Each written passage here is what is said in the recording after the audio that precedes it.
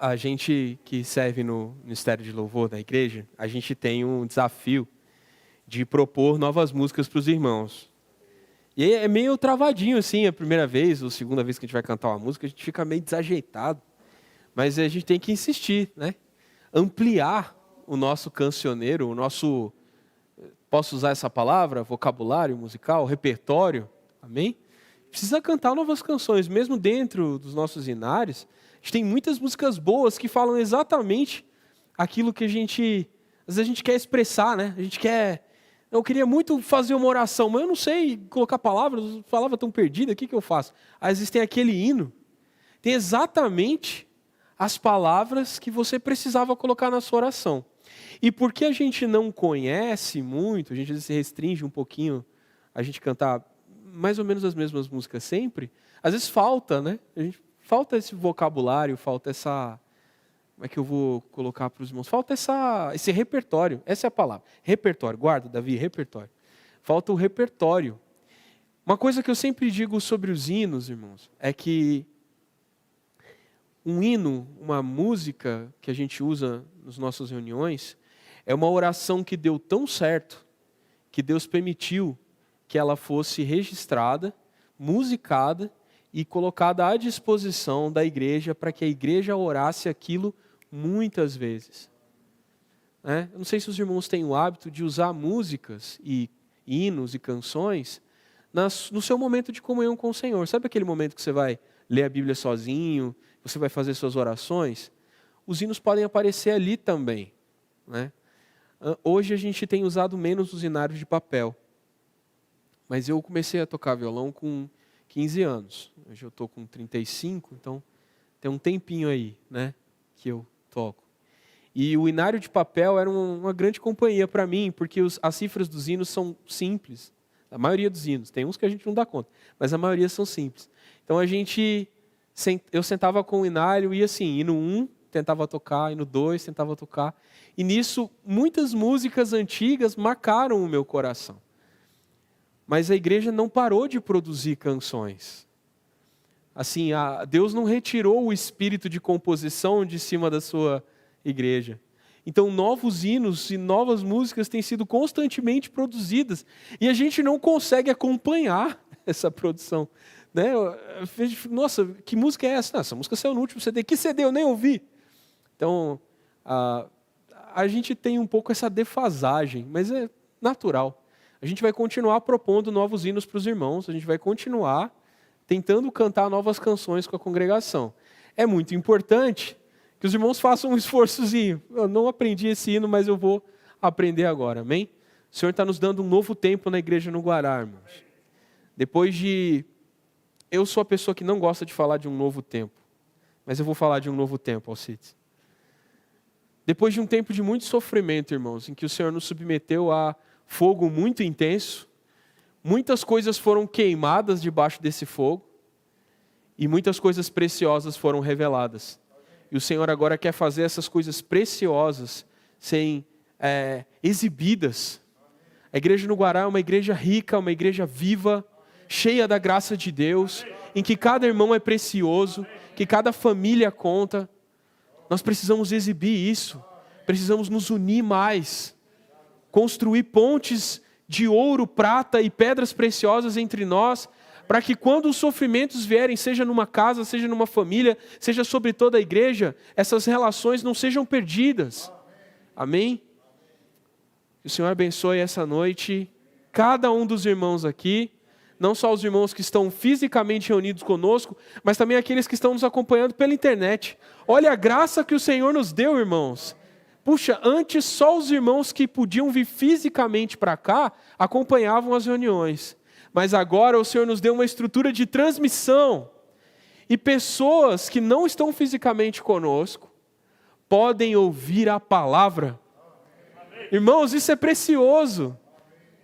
Então, se você agora tiver algum amigo aí que você lembrou que, poxa, está se sentindo só e talvez carente de uma palavra, o link da transmissão dessa reunião é enviado no nosso grupo do WhatsApp.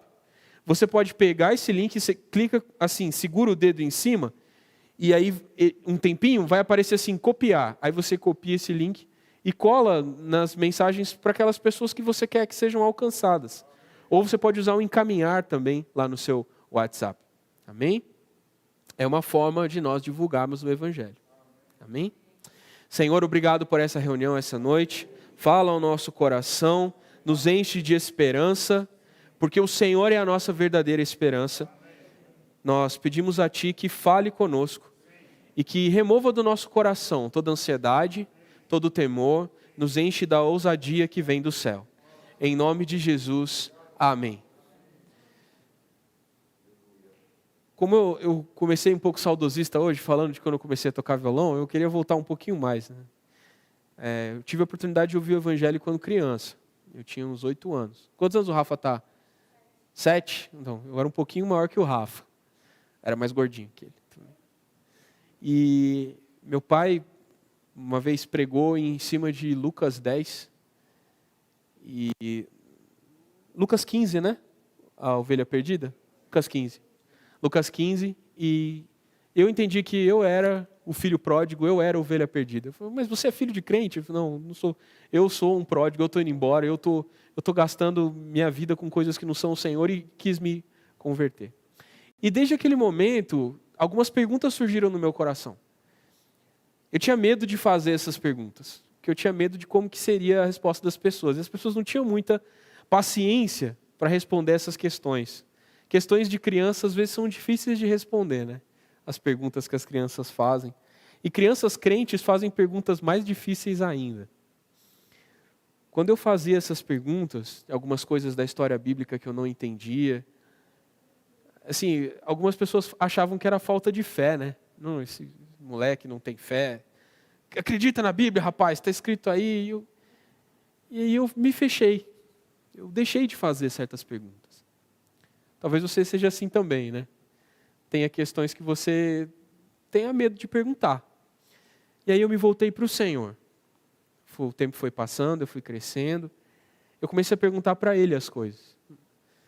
No começo eu tinha medo que Deus também me tratasse de uma maneira ignorante. Me dissesse assim, acredita em mim, o que está escrito, está escrito.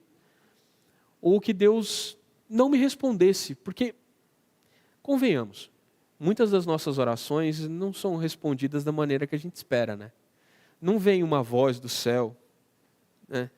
Abre o céu, sim, e desce um anjão com a trombeta e fala, com voz de trombeta, som de muitas águas e rugido de leão ao mesmo tempo. Não sei como. A resposta é essa. Não acontece isso. As nossas orações são respondidas de maneira muito sutil. Um sentimento, um vento no coração, uma palavra na Bíblia. Normalmente é a Bíblia que me responde. Uma palavra, você está lendo que a palavra parece que pula dali. Você fala assim, nossa, era isso que eu estava... respondeu. Como é que Deus sabia? Não, Ele sabe. Ele sabe. E responde. Mas lembra, é de uma maneira sutil. Se você vai na expectativa de receber um Hadouken ali, não acontece. Sempre. Às vezes acontece, mas não é sempre. E o Senhor começou a me responder essas questões. Porque Deus não se incomoda com perguntas. E Ele não acha que você é infiel ou incrédulo porque você está fazendo perguntas para Ele. Pelo contrário, Deus tem prazer naqueles que se aproximam dEle. Mesmo que se aproximem dEle com dúvidas, questões e temores. Eu acho que o que mais incomoda Deus, na verdade, é a indiferença. Aqueles homens e mulheres que decidem não se aproximar. Isso fere o coração de Deus e Deus não se aproxima daqueles que não o buscam. Mas para aqueles que o buscam, Ele se revela.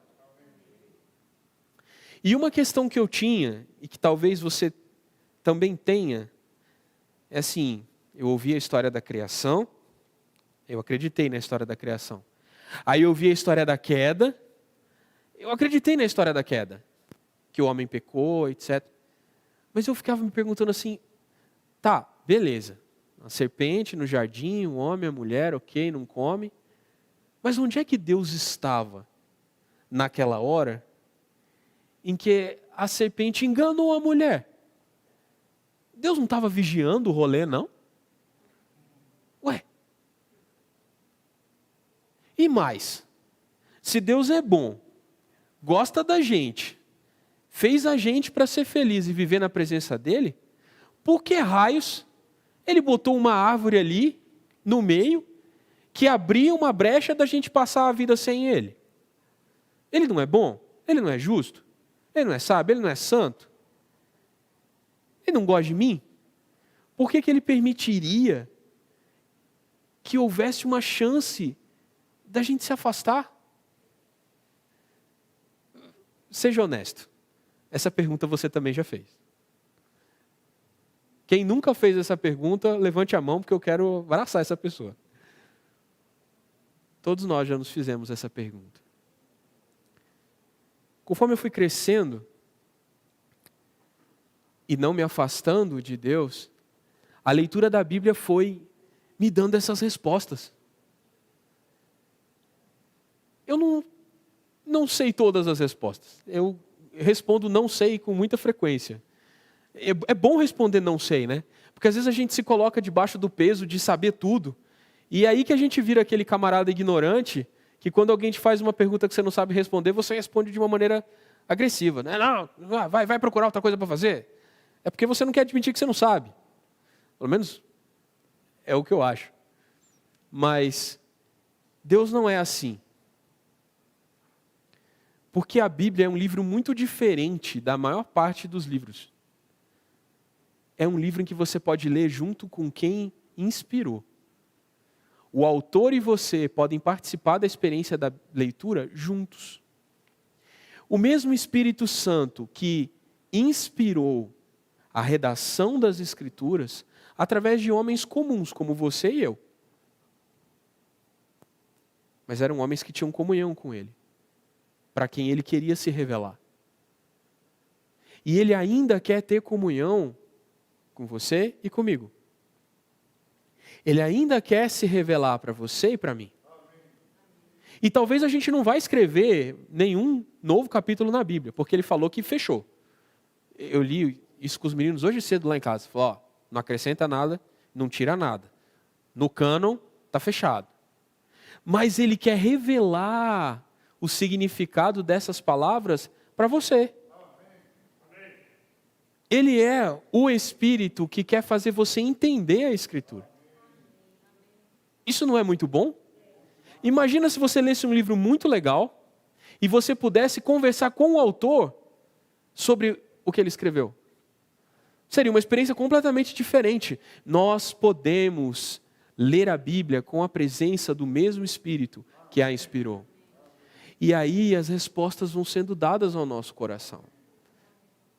Lembrando, de maneira sutil, às vezes não tão completa assim, porque existe uma diferença entre o emissor da mensagem e o receptor, né? Perde muita coisa ali no meio, a gente é limitado. Mas há um desejo em Deus de se revelar para você. Porque Ele um dos nomes de Jesus é Emanuel, Deus conosco. Esse é o título da mensagem essa noite, Emanuel, Deus conosco. Eu queria pedir para... Pode mostrar o quadro, Bruno? Pedir para nosso serviço de mídia mostrar um quadrinho para vocês. Bom, quando a gente lê a Bíblia, a gente está acostumado a ler os versículos separados. E às vezes os livros separados um do outro. E aí o entendimento que a gente tem é que parece que a Bíblia conta um monte de histórias que não se conectam muito. Né? Fala de um cara, depois fala de outro, fala de uma mulher, depois fala de outra, aí aquele lá morre, aí sai outro, aí aquele vacila, aí o outro se perde, e você nunca mais ouve falar daquele personagem. O que foi que aconteceu? Qual o fim da história desse aqui? Qual o fim da história? Me conta, mas não está escrito. Mas na verdade, a Bíblia conta uma história só, que talvez possa ser resumida em um panorama mais ou menos assim. Mais ou menos, tá? Tem falhas. Deus cria todas as coisas e dá ao homem a oportunidade de amá-lo por vontade e não por pressão. E é por isso que aquela árvore estava lá. Porque amor verdadeiro exige liberdade. Se não tem liberdade, não é amor. Pode até ser bonito, pode até estar tudo certo, mas é escravidão. E Deus não fez isso com o homem. Ele falou assim, olha, você tem um caminho ao meu lado para sempre, mas não vou prender você. Existe outra forma de viver, que é independente de mim. Se você me desobedecer, você poderá viver longe de mim, mas você morrerá. Porque Ele é o autor da vida. E longe de Deus não há vida real. A nossa carne pode até subsistir por um tempo. Assim como muitas pessoas ao longo da história viveram, nasceram e morreram, sem conhecer Deus. Ou conhecendo e não crendo, rejeitando, blasfemando. Mas nós não somos só isso aqui, o robô. Tem alguém que é o eu de verdade aqui dentro. Existe algo que é eterno, que é feito com a mesma natureza, sabe? Deus soprou dele mesmo dentro de mim. E tem algo de eterno em mim, porque Deus me fez assim. Eu sou eterno, você é eterno. Não nessa carne, que essa carne aqui é matéria, ela degrada. Mas há algo dentro de mim que não pode ser destruído pela morte. Deus nos criou para que esse algo eterno convivesse com Ele para sempre. Mas também nos deu a liberdade de que esse algo eterno vivesse para sempre apartado dEle. E o inferno, no final das contas, é a separação eterna de Deus. Os homens que não creram em Deus, desejaram uma vida sem Ele, vão ter o que quiseram. Se eles desejaram viver separados de Deus, isso lhes será dado. A eternidade sem Ele. E eles vão descobrir que não era bem assim. Essa é a história que você vai encontrar na Bíblia. Mas mesmo quando o homem peca e cai e se separa, Deus não abandona o homem. E isso responde à minha segunda pergunta. Onde Deus estava quando o vacilo estava acontecendo? Quando o papinho da dona cobra encontrou o ouvidinho e enganou Eva. Eva foi enganada. E aí depois ela vai e também oferece para Adão o fruto da desobediência e os dois se apartam de Deus. Onde Deus estava? Deus estava ali. Deus estava olhando. Deus estava aguardando que o homem voltasse para Ele. E quando o homem se esconde de Deus, com medo do que fez, é Deus quem procura o homem. Sabe como é que eu sei isso? Gênesis capítulo 1. E você pode abrir a sua Bíblia. Eu estou lendo na NAA, mas se a sua versão for diferente, não vai fazer tanta diferença assim. Gênesis capítulo 3, até o versículo 7, vai contar essa história de como o homem desobedecendo se afastou de Deus. E no versículo 8, é Deus quem vai procurar o homem. Fala assim, ao ouvirem a voz do Senhor Deus, que andava no jardim, quando soprava o vento suave da tarde, o homem e a sua mulher se esconderam da presença do Senhor Deus entre as árvores do jardim. E o Senhor Deus chamou o homem e lhe perguntou, onde você está? Onde Deus estava? Procurando o homem. O que Deus queria? Estar perto do homem.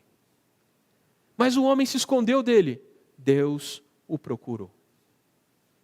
Essa é uma história que a maior parte das pessoas que acusam Deus de um monte de coisas e fingem que Ele não existe, tentam deliberadamente ignorar o clamor do próprio coração por algo eterno e acreditam que somos só carne e uma vez que morremos desapareceremos.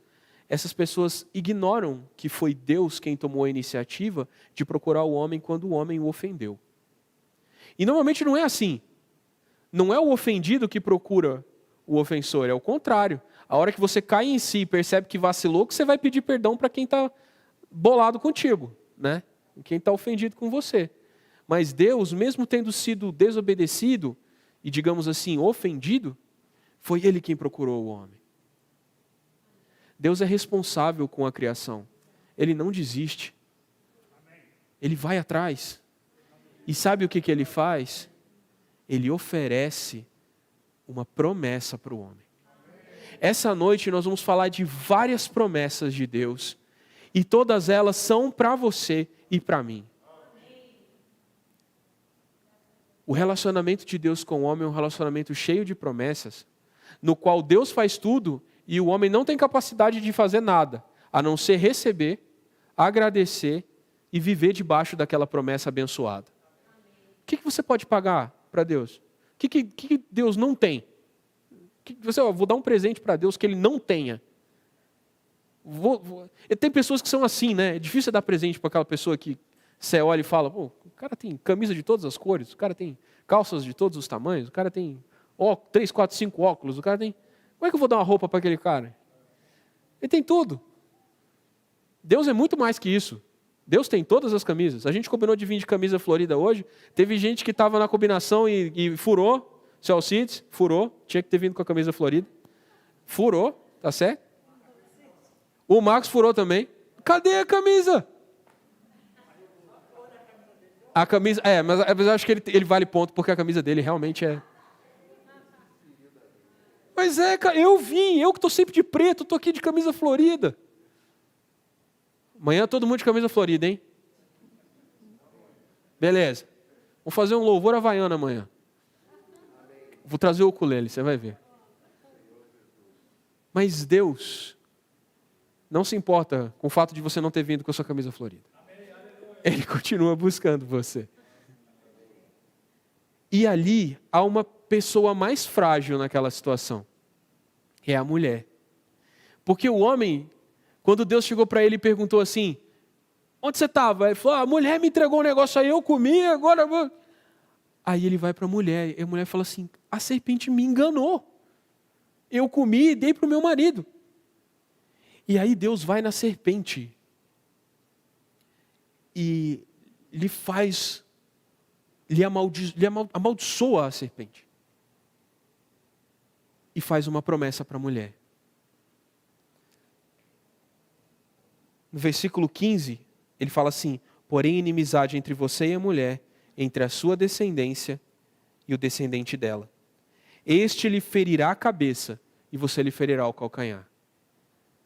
Quem toma uma mordida no calcanhar não morre, mas quem tomou um pisão na cabeça, certo?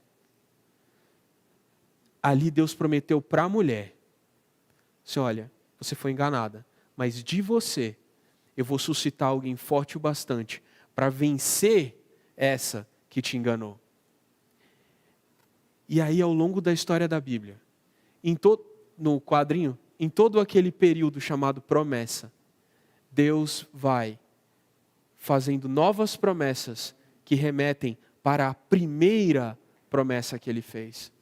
A primeira promessa de Deus foi que Ele venceria o nosso inimigo. Eu acho que vocês não entenderam. A primeira promessa que Deus nos fez foi que Ele venceria o nosso adversário. Que haveria alguém que terminaria com o nosso sofrimento. Que venceria para sempre aquele que nos enganou.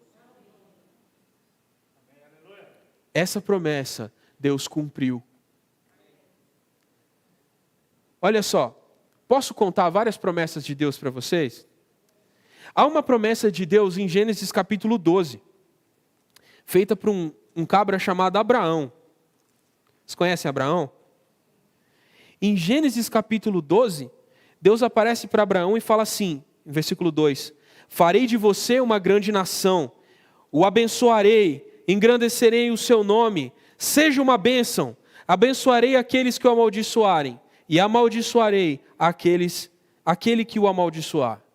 Essa é uma boa bênção. É uma boa bênção você ter o poder de abençoar e amaldiçoar pessoas. É uma boa bênção você ter muitos descendentes. É uma boa bênção você ser bem-sucedido. Mas aí ele faz uma promessa definitiva, que estava ligado àquela promessa de Gênesis. Ele fala assim: em você serão benditas todas as famílias da terra. Amém. Quem era Abraão para abençoar todas as famílias da terra? Ele teria que sair andando, abençoando todo mundo e jamais amaldiçoar ninguém. Porque Deus deu para ele o poder de abençoar uns e amaldiçoar outros. Ele só podia usar metade do poder. Todo mundo que ele encontrava, ele tinha: abençoa você, abençoa você. E aí ele ia tentar percorrer a terra toda, ele ia morrer e não ia conseguir abençoar todo mundo. Essa bênção aqui é mais do que só uma bênção para um cara só. E lá em Gálatas, capítulo 3, versículo 16, a gente entende porque não era para um cabra só essa promessa. Diz assim: ora, as promessas foram feitas a Abraão e ao seu descendente. Não diz e aos descendentes, como falando de muitos, porém como falando de um só. E ao seu descendente, que é Cristo.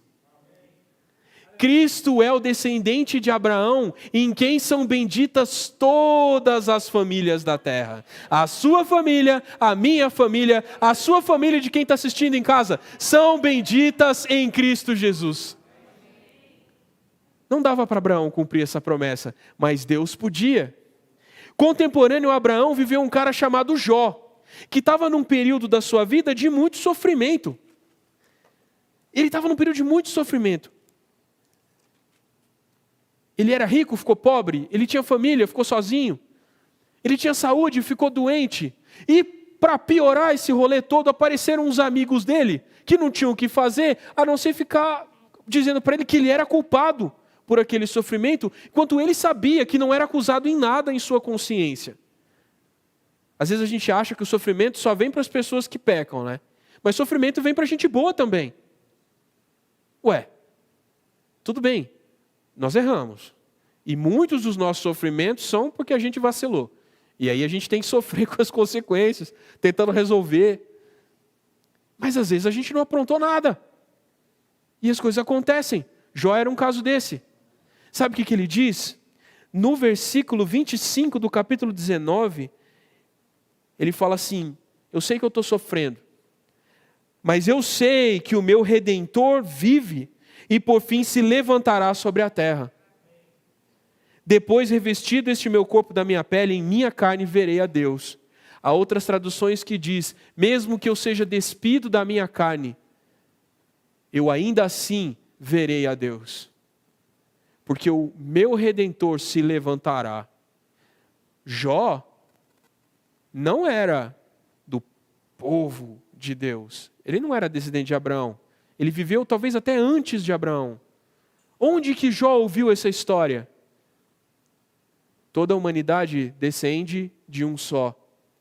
E as gerações humanas carregaram em seus muitos mitos e histórias a esperança de um Redentor. O meu Redentor vive e ele se levantará. Jó talvez não conhecesse ainda a promessa de Deus feita para Abraão, mas ele conhecia a promessa feita para a mulher, de que um dia alguém esmagaria a cabeça da serpente. Um dia haveria um Redentor. E não é só ele. Em Gênesis 49, um descendente de Abraão, chamado Jacó, profetiza sobre um filho dele, chamado Judá, que seria o precursor de uma dinastia de reis. Ele fala assim: de você vai brotar uma família de reis. E ele fala o seguinte: o cetro, o símbolo da casa real, não se afastará de Judá, nem o bastão. O rei governava com duas, o símbolo era o cetro e o bastão. Então era o símbolo de que ele reinava. Gênesis 49, 10, desculpa, eu esqueci de falar. Gênesis 49, 10. O cetro não se afastará de Judá, nem o bastão sairá de entre seus pés, até que venha Seló. Em hebraico, shalom, que é paz. Selem, em árabe, é aquele que é a própria encarnação da paz. Não é uma paz genérica. Inclusive essa é a saudação, né, dos judeus. Shalom não quer dizer paz genérica. Quer dizer assim, paz completa. Satisfação em tudo. que Deus que Deus te abençoe em tudo. Então, quando você deseja paz a alguém, a um irmão, você tem que desejar esse tipo de paz. É uma paz shalom, é uma paz completa, é a paz siló, é a paz que aquele que é a paz esteja na sua vida e traga paz em tudo. Fica diferente você cumprimentar os irmãos assim, né? Paz. Ixi, rapaz, tomei uma paz aqui que me deixou até arrepiado. Até que venha Siló, e a ele obedecerão os povos. Ele não está falando aqui de reinar sobre uma nação. Ele está falando de reinar sobre todas as famílias da terra. E nele ser benditas todas as famílias da terra com Siló, com paz. Está falando do mesmo rei. E aí a promessa vai crescendo. Primeiro ele esmaga o inimigo, depois abençoa as famílias, depois ele reina sobre todos com paz. Percebe como a promessa vai ficando mais robusta? Percebe como a história da Bíblia é uma só, sobre um rei só? E aí a gente continua avançando, a gente vai até 600 anos antes de Cristo, quando o profeta Isaías, no seu capítulo 9, que é a música que a gente queria cantar e não deu, Isaías 9, no versículo 1 ao versículo 7, fala assim, olha só, esse aqui, oh Jesus. Mas para a terra que estava aflita, não continuará a escuridão. Deus, nos primeiros tempos, tornou desprezível a terra de Zebulon e a terra de Naftali, mas nos últimos tempos tornará glorioso o caminho do mar, além do Jordão, Galiléia dos gentios. Eu não estou em Naftali, eu não estou em Zebulon, mas talvez você esteja numa terra aflita e numa terra em escuridão. Talvez a sua casa seja uma casa aflita, talvez você sinta que há escuridão no seu viver. Calma, não continuará a escuridão na sua vida. Amém? Não continuará a aflição na sua vida. Sabe por quê? Porque o povo que andava em trevas viu grande luz. E aos que viviam na região da sombra da morte, resplandeceu-lhes a luz. Sabe do que é que você precisa? Você precisa ver uma grande luz. Você precisa que resplandeça uma grande luz sobre você.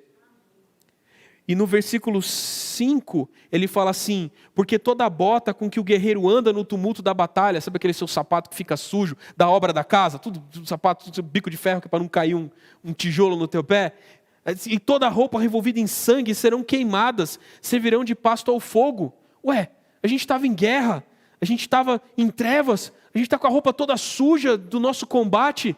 O que mudou? Um menino nos nasceu.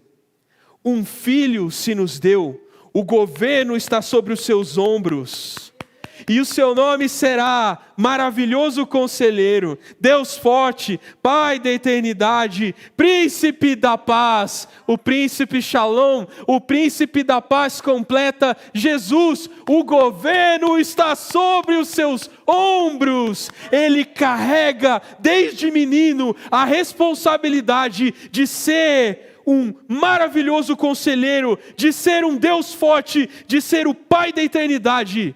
Pai da eternidade, Ele concebeu as coisas eternas e Ele é também o príncipe da paz.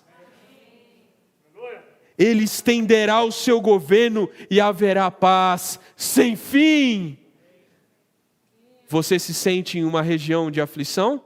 Sombra da morte? Você sente que anda em trevas? O que você precisa é de um rei que seja luz. Essas promessas realmente fazem o nosso coração cheio de alegria. O mesmo profeta Isaías, no capítulo 7, nos dá um indicativo de quem é esse rei. No versículo 14 do capítulo 7, ele fala de um sinal miraculoso. Portanto, o Senhor mesmo lhes dará um sinal. Eis que a virgem conceberá e dará à luz um filho, e lhe chamará Emanuel.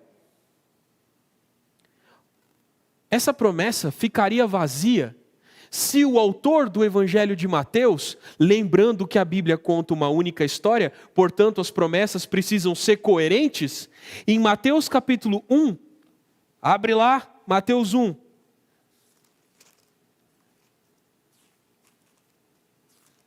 Ai, Mateus sumiu aqui.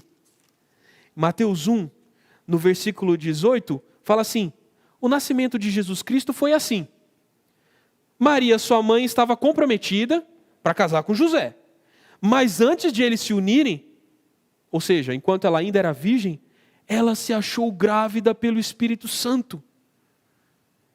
Eis aqui o cumprimento da promessa.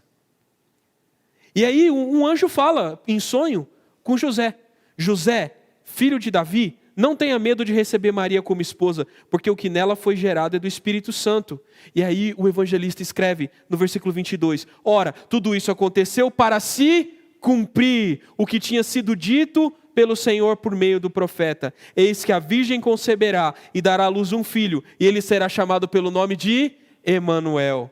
E aí ele coloca embaixo uma notinha. Emanuel quer dizer Deus conosco. Não é só um rei, mas é também Deus. Aquele que esmaga a cabeça da serpente é Deus mesmo em seu rei Jesus. Onde ele estava? Estava sendo prometido, estava preparando tudo para que essa promessa se cumprisse no tempo. Na eternidade, o Pai já havia determinado que todas essas coisas acontecessem. Ele sabia todas as coisas. Ele havia planejado todas as coisas. E no tempo, Ele nos deu uma poderosa e completa salvação em Jesus Cristo. O seu coração não queima? O seu coração não arde por essas palavras? Sabe o que mais se diz sobre Ele? João 1 diz: no princípio era o Verbo. O Verbo estava com Deus. Verbo é palavra ativa, palavra com ação. A palavra de Deus que se move estava com Deus e era Deus. Ele estava no princípio com Deus. Todas as coisas foram feitas por Ele. Sem Ele nada do que foi feito se fez. A vida estava nele e a vida era a luz dos homens. Quem habitava em trevas viu grande luz. Não era uma luz comum.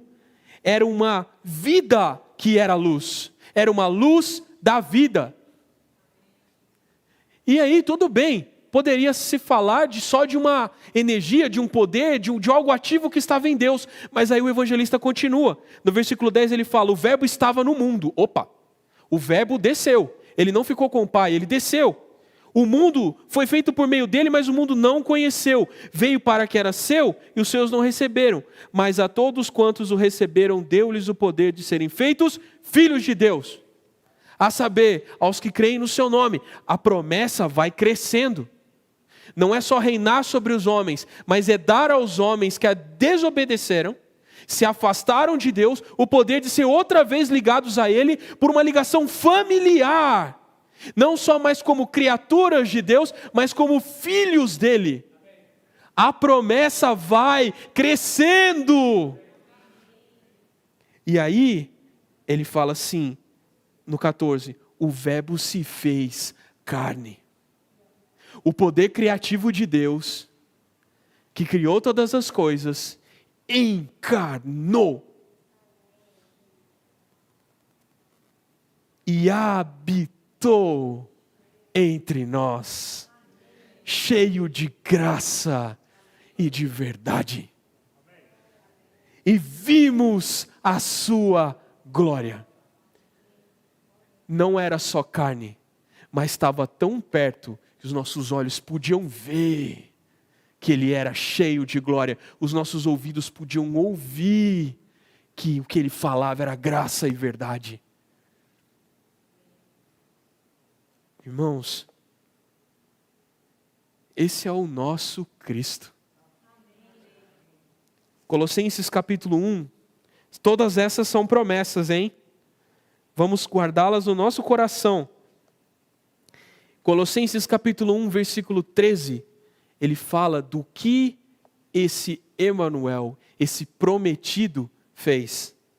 Ele nos libertou do poder das trevas. Aqueles que viviam em trevas viram grande luz. Não só viram a luz, como aquele que era a luz foi até eles e quebrou o cativeiro da serpente. A cabeça dela foi esmagada e ele tomou para si aqueles que outrora estavam presos nas trevas. Ele nos libertou do poder das trevas e nos transportou para o seu próprio reino, o reino do seu Filho amado, porque o governo está sobre os seus ombros, e onde ele governa, a paz completa. Ele falou assim: não só liberto vocês, como os trago para dentro do meu próprio reino, onde há paz. Onde nós temos redenção. O pecado que nos escravizava já não tem poder sobre nós, porque nós somos redimidos pelo Rei da paz. Temos a redenção, a remissão dos pecados. E no versículo 19, porque Deus achou por bem que nele morasse toda a plenitude, e que havendo feito a paz pelo sangue da sua cruz, por meio dele, reconciliasse consigo mesmo todas as coisas, quer sobre a terra, quer nos céus. A reconciliação que Jesus fez não foi só com os homens, mas foi com todas as coisas criadas. Capítulo 2, versículo 13 fala: quando vocês estavam mortos nos seus pecados e na incircuncisão da carne, Ele lhes deu vida juntamente com Cristo, perdoando todos os nossos pecados, cancelando o escrito de dívida que era contra nós e que constava de ordenanças, o qual nos era prejudicial. Removeu-o inteiramente, cravando na cruz e despojando os principados e as potestades. Publicamente os expôs ao desprezo, triunfando sobre eles na cruz. O que esse versículo está falando é que não só a serpente foi esmagada, como o seu exército foi humilhado pela vitória do Rei que nos redimiu para fazer paz conosco, com Deus e com toda a criação. É ou não é o Rei prometido? Este é Emanuel, o Deus conosco. Deus não abandonou o homem, pelo contrário, Ele veio em Jesus para nos redimir. A vitória dele é completa. Apocalipse capítulo 12. E eu já estou me encaminhando para o fim, estou passando do tempo programado, peço perdão, mas a palavra queima no meu coração. Não vou bater o recorde de ontem não, Pandão, fica tranquilo. Conta de uma mulher, um sinal no céu que era uma mulher. Não mostra um homem, mostra uma mulher. Da mesma forma que Maria não dependeu de José. A promessa de Deus era para Eva, e que Eva não dependeria de um Adão para produzir o esmagador de serpentes. Maria não dependeu de José. E essa mulher fala que ela está grávida, sofrendo, mas ela diz: deu à luz um filho homem, que há de governar todas as nações com cetro de ferro. E o filho da mulher foi arrebatado para junto de Deus e do seu trono. Aqui é Jesus. O povo de Deus, a história da humanidade, como essa mulher, que passou por muitos sofrimentos, recebe por fim aquilo que foi prometido.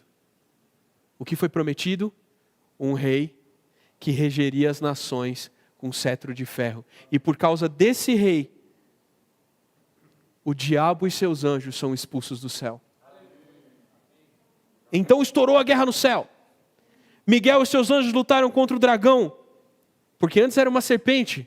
Ao longo da história ele cresceu e se tornou um dragão. Também o dragão e seus anjos lutaram, mas não conseguiram sair vitoriosos e não havia mais lugar para eles no céu. E aí depois, quem viu essa batalha, canta junto. Agora, é o versículo 10. Agora veio a salvação, o poder, o reino de nosso Deus e a autoridade do seu Cristo, pois foi expulso o acusador de nossos irmãos, o mesmo que os acusa de dia e de noite diante de nosso Deus. Eles o venceram por causa do sangue do Cordeiro e por causa da palavra do testemunho que deram.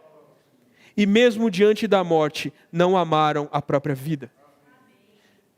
No versículo 17 fala que o dragão ficou irado com a mulher e foi travar guerra com o restante da descendência dela. Quer dizer, essa mulher tem um filho que é arrebatado, mas tem muitos filhos que ficam para lutar. E sabe o que acontece? O dragão também não pode vencê-los.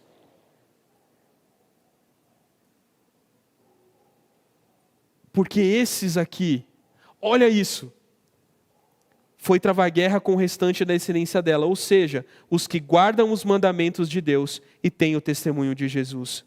Eles o venceram por causa do sangue do Cordeiro e por causa da palavra do testemunho que deram. O restante da descendência da mulher vence por causa da palavra e do testemunho.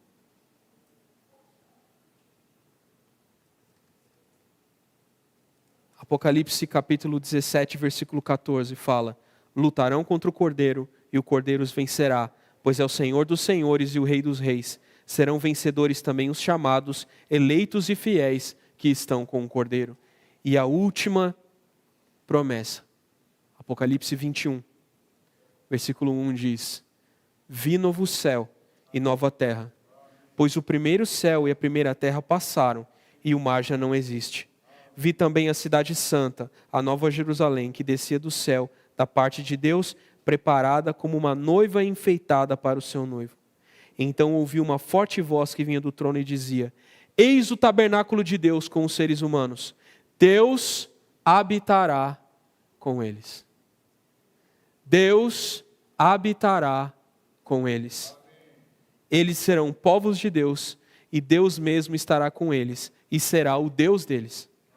Lhes enxugará dos olhos toda lágrima, e já não existirá mais morte, já não haverá luto, nem pranto, nem dor, porque as primeiras coisas passaram. Minha intenção essa noite foi mostrar para os irmãos as muitas promessas a respeito da presença de Deus na nossa vida, por meio de Jesus Cristo. Ele prometeu estar para sempre conosco. E ao longo da Bíblia, a revelação do significado da promessa cresceu. E a vitória dele é completa. Aquela vitória conquistada na cruz já deve ser aplicada à sua vida. E mesmo que você passe por sofrimentos e provações, entenda, você não está só. E a vontade de Deus é habitar para sempre com você. E mesmo nos sofrimentos e provações, Ele está com você, à distância de um nome: Jesus. Quando você o invocar, Ele virá em seu socorro. Ele trará paz completa. A paz que Ele traz é a paz de um reino de alegria e justiça. Se Ele ainda não habita no seu coração, se Ele ainda não governa a sua casa, essa é uma boa oportunidade de você chamá-lo para dentro de você. E se você por acaso se afastou e sente que Deus talvez esteja um pouco longe, essa é uma oportunidade de você invocá-lo e convidá-lo a reinar. Porque o reino dele é um reino de paz completa. Se você sentir que precisa aprofundar sua comunhão com Deus e quiser receber a oração, nos procure no final da reunião, nós podemos fazer isso. Amém? Gostaria de orar por vocês. Pai, nós queremos te agradecer por ter enviado Jesus, porque Jesus veio nos socorrer. Nós fomos salvos por Ele, mas não fomos deixados sozinhos. Ele está conosco. Senhor, a bênção que o Senhor prometeu a Abraão, para todas as famílias, eu peço ao Senhor que derrame sobre nós essa noite, abençoando cada uma das famílias aqui, Senhor. Abençoa-os com o teu reino e governa sobre todos nós, para que a nossa vida seja uma vida de paz. Em nome de Jesus. Amém. gostaria de convidar os irmãos. A gente tem o hábito de trocar aquilo que o Senhor fala ao nosso coração, compartilhando. A gente faz isso em pequenos grupos. Isso é muito bom porque dá a oportunidade de todos nós conversar sobre aquilo que a gente aprendeu, aquilo que a gente ouviu, e também fazer as perguntas. Porque aqui a gente vai responder as perguntas. Amém? A gente não sabe todas, algumas vai ser não sei, mas as que a gente puder, a gente quer responder. Amém? Então você pode virar para a cadeira que está atrás de você e nós vamos falar durante alguns minutos, tá bom? 5 minutos para dar tempo de você compartilhar e depois 2 irmãos vão falar aqui na frente aquilo que ganharam. Amém?